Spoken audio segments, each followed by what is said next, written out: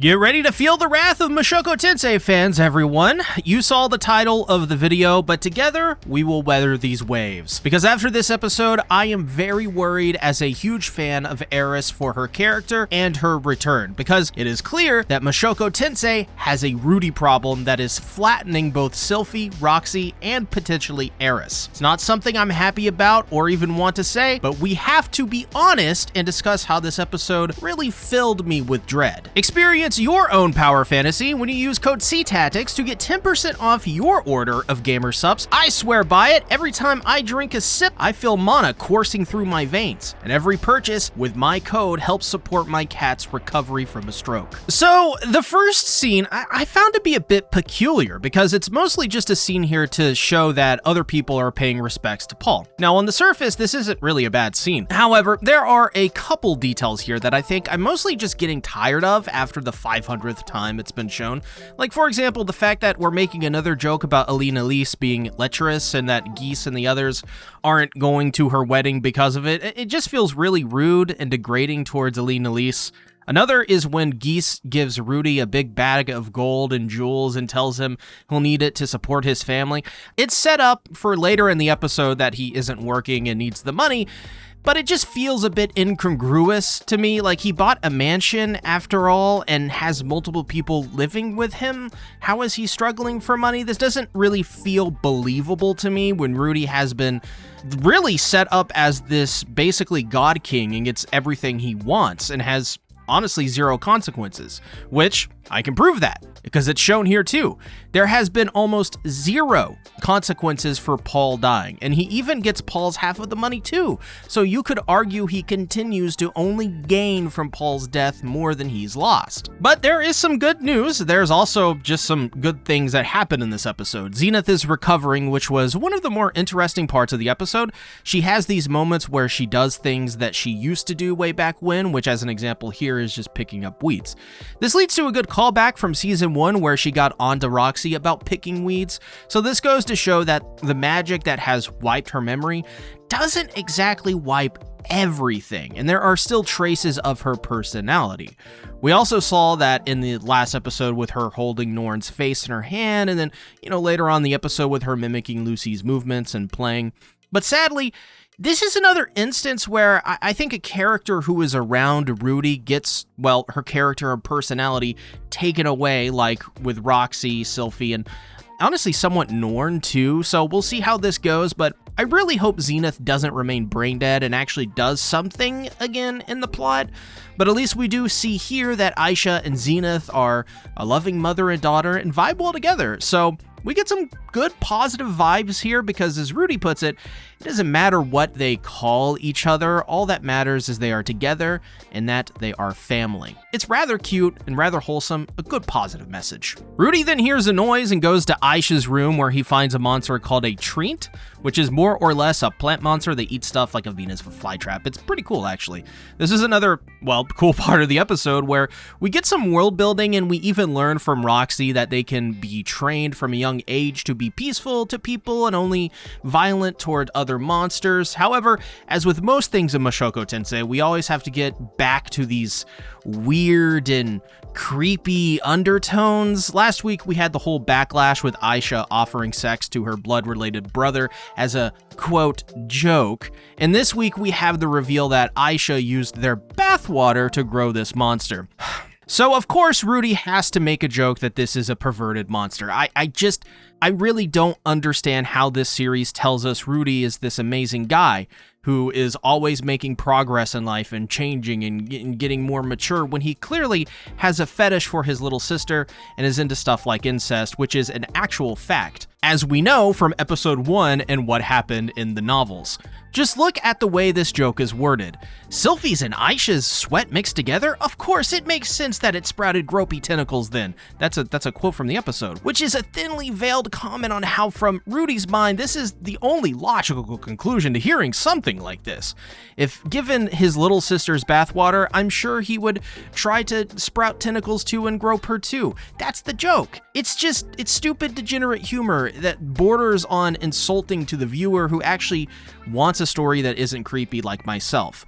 Like, I don't know how to say this can we stop with the incest and PDF file bait? Like, can we drop it? I don't care about this being another world. I don't care about offensive humor or whatever. For Christ's sakes, I watch Yanni Neko and I love Yanni Neko. I think it's one of the best anime of the year. I love Jackass as an example. This is not a good excuse. And I just don't understand why we keep going back to the well with this. Either way, this scene continues with Aisha getting her way by revealing she knows where the Roxy underwear shrine is, which is like, come on, how many times are we going to circle around the drain of this Roxy joke? What is so funny about worshiping the underwear of someone who Rudy himself described as physically looking identical to that of a child in the last episode? Like, I try my best to give this series the benefit of doubt, but at this point, we're just repeating a lot of stuff from season 2, now again. But even creepier with the incest and the PDF file behaviors from Ruby, it's getting a bit beyond the pale. We're jumping the shark a little bit. And I know for a lot of people, they'll say, oh, well, what do you expect from Mushoku Tensei? Well, I expect better. I expect better. Well, we do get a bit of world building when it comes to these Hydra scales he got from Geese. This is interesting because the technical name is absorptive manatite. And as most things, if it is in Rudy's possession, it is somehow legendary or an extremely powerful item. Basically, this scale instantly breaks down mana and negates any magical attack. So, like, once again, what did Rudy really lose by Paul dying? He's got his hand back, an extra wife, his mom is safe, he got a sack full of gold, and now he has an extremely overpowered item that will most likely be used for Rudy to completely destroy someone or humiliate them, and then they somehow become like their best friend right after, or, something with no consequences for using it and only gain. And like, yeah, Rudy says here that he is preparing so that he can protect his family and keep it safe. Sure, but that still doesn't change the fact that Rudy didn't lose much from Paul's death outside of Paul himself. He was depressed until Roxy had sex with him and then suddenly no more sadness. That's just one example, which that in of itself is also not a good way to write this character or even portray women. It's a bit degrading to both, I even say, women and men. But they all have dinner together that night with Rudy making the comment that everything is coming up roses, like it... It's time to take the next step, he says. The way this next scene opens is yet again a very unfunny head scratcher. The joke here is that it looks like Rudy is trying to force an unwilling Roxy into having a threesome with Sylphie. Sylphie then comes by and says that she's always on the table and will do whatever Rudy desires, and she too gets the wrong idea while everyone around them thinks Rudy is harassing Roxy in public over this. I don't know what is funny about forcing Roxy to have a threesome. This feels like a joke a 12-year-old would find funny, and I'm not even kidding when I say that. That's not even really an insult, honestly. It just felt weird too, because like Rudy is supposed to be our protagonist, the good guy. But here, the joke is that he's trying to force Roxy to do something, even grabbing onto her. I mean, the whole scene and the way they framed it, it was not very good or clever. It just didn't make Rudy look like a good main character. It was too on the nose, too in your face, too ham-fisted. Well, this whole thing was just to get Roxy to teach Rudy on how to use King-Class Water Magic, which of course he masters in his first try, with Roxy failing 1 in every 5 and almost passing out. But Rudy is fine though, because everything he does, it's just perfect the first try every time. It gets more and more overpowered with each episode, with each season. There was really no moment where Rudy had to suffer to learn any of this. Like, he just observed Roxy doing it and then suddenly knew how to do it. And not only that, but even better than the master of this supposed magic could do.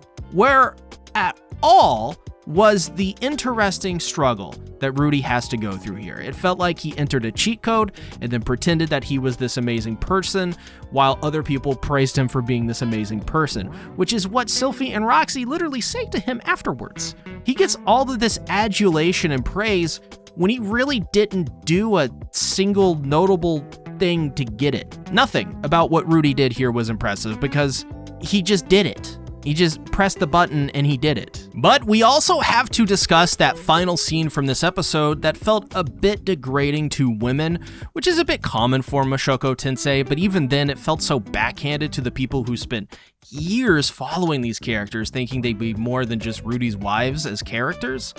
This scene more or less shows that all the character that these wives did once have is simply all gone. And I am now very worried for Eris's return in this season and think that she should stay very far away from Rudy.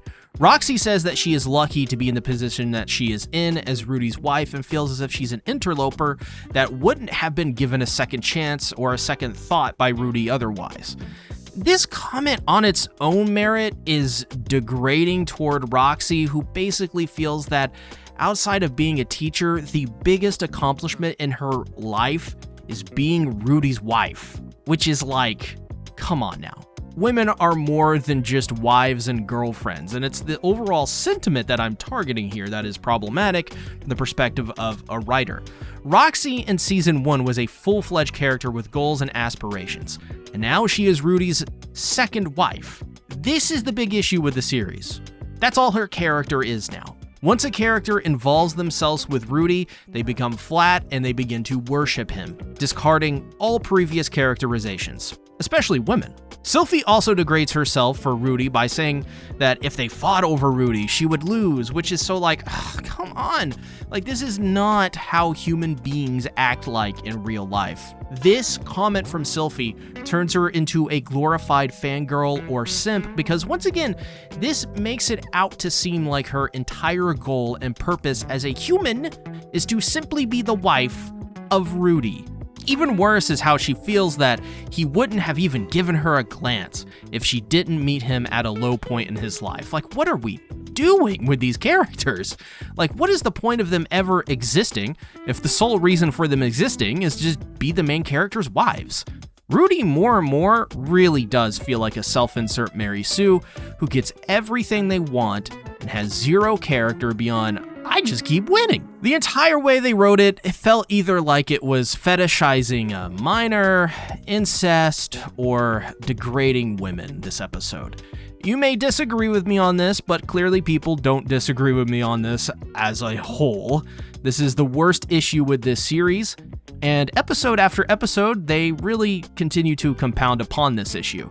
I try to give my benefit of the doubt and be fair, but how can you when Rudy is such an unlikable creep who pervs on his own relatives? And how can we like any of these characters when or if they come into contact with Rudy, they become flat, lifeless, and colorless, which literally happens to Sylphie's hair, mind you.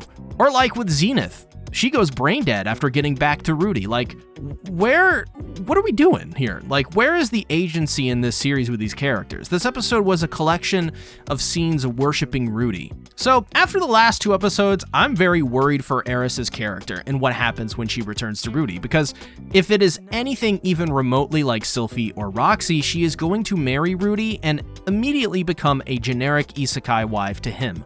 Obviously, she will be a tsundere, so she will be probably more vocal than Roxy or Sylphie, who are just submissive. So Eris will be different in terms of her personality, but I'm not ready because I fear they will butcher Eris, who is my favorite character in the series. I mean, look at the first two episodes of the season and then compare them to these two episodes. There is a clear night and day difference in terms of pacing, story, and even the stakes, of which there are none for Rudy, but seemingly all for Eris. So fingers crossed they just don't get married and they don't ever interact.